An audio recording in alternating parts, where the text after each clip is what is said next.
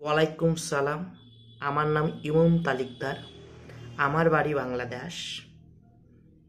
আসলে অনেক মনে দুঃখের কথা যেগুলো আমি আজকে স্বীকার করব।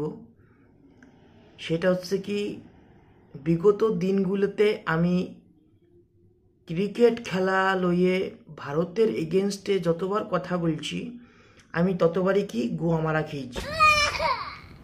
এই গোয়া মারা খাওয়াটা আমার কাছে একটা নেশায় পরিণত হয়ে গেছে, যার জন্য আমি নিজেকে কন্ট্রোল করে রাখতে পারি না। আমি আবেগে আসে ভারতের সঙ্গে বাংলাদেশের একটা চ্যালেঞ্জিংপূর্ণ চ্যালেঞ্জ লয়ে বসি। আপনারা অনেকেই জানেন যে আগেরবার আমি দুইবার হুগামারা খাইছি চ্যালেঞ্জ লইয়ে। প্রথমবার নির্লজ্জ বিহায়ের নাগাল আমি তাক করে ফেলছি। সেকেন্ডবার দুধ দিয়ে স্নান করে প্রতিজ্ঞা করছিলাম যে আমি ভারতের এগেনস্টে আর কথা বলবো না, কিন্তু ওই গোয়া মারা খাওয়াটা আমার একটা নেশায় পরিণত হয়ে গেছে। অপমান হওয়া আমার একটা নেশায় পরিণত হয়ে গেছে। এই জন্য নিজেকে আমি কন্ট্রোল করে রাখতে পারি না, যার জন্য এইবার ভারতের সঙ্গে বাংলাদেশের যে চ্যাম্পিয়নশিপ ট্রফির যে প্রথম ম্যাচটা ছিল, তাতে আমি বলেছিলাম যদি ভারত বাংলাদেশটা হারাইতে পারে তাহলে আমি জনসম্মুখে পাবলিকের মধ্যে যাই ভিক্ষা করব। দেখেন, এইসব ভিক্ষা করা, এই যে মাথার চুল কাটিয়ে ফেলানি, দুধে স্নান করে প্রতিজ্ঞা করা আল্লাহর নামে, এইগুলো আমার কাছে একটা নর্মাল ব্যাপারে পরিণত হয়ে গেছে।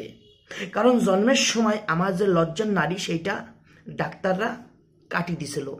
লাজ লজ্জা বলে কি জিনিস, সেই জিনিসটা আমার মধ্যে নাই।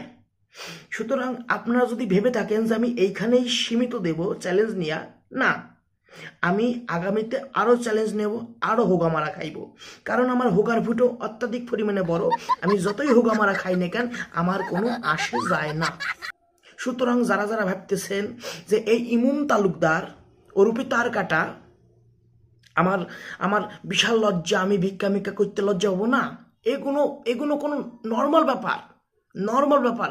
আমাকে যদি কেউ বলে যে তুই হাগিয়ে খাইয়ে ল, আমি তাও পারবো, কারণ আমার মধ্যে লাজ লজ্জা ঘৃণা মিন্না কিচ্ছু নাই। সুতরাং যেই সব পাবলিকরা ভাবতেছেন যে এইটা আমার জন্য বিশাল বড় একটা অপমানের জায়গা, না, অপমান হইতে হইতে আমি বড় হইছি। অপমানের মধ্যেই আমার জন্ম, ঠিক আছে? আপনারা হয়তো জানেন না, অনেক রকম কথা আছে যেগুলো না বললেই নয়, তার উপরে আমি বলবো। আমার জন্মটা কি করে হচ্ছে সেই বিষয়টা যদি আপনারা জানতে পারেন, হয়তো আমার মুখে আপনারা থুতু দেবেন, কিন্তু তারপরে আমার কোনো আসে যায় না, কারণ আমি অপমানের মধ্যেই জন্ম নিচ্ছি, ঠিক আছে?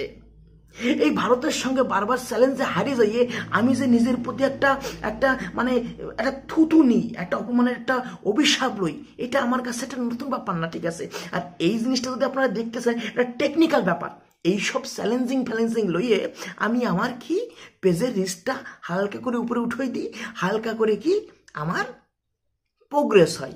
এই একটা নিনজা টেকনিক, যে জিনিসটা আপনারা বোঝেন না, ঠিক আছে?